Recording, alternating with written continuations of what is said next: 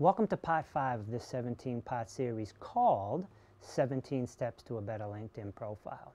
And in this segment, we're going to talk about why you should declare war on buzzwords. Every January, LinkedIn releases a ranking of the top 10 most overused buzzwords on LinkedIn profiles.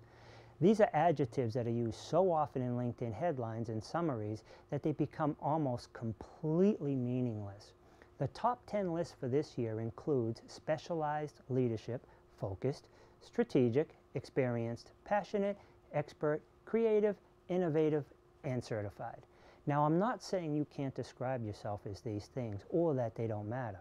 However, just using these words won't convince people that you have these qualities. You need to demonstrate them as well, both in the way you describe yourself and in the way you use your LinkedIn profile to show what you're about. If you'd like to connect with me directly or explore ways that we can work together, how we can refer each other, please join my LinkedIn profile today.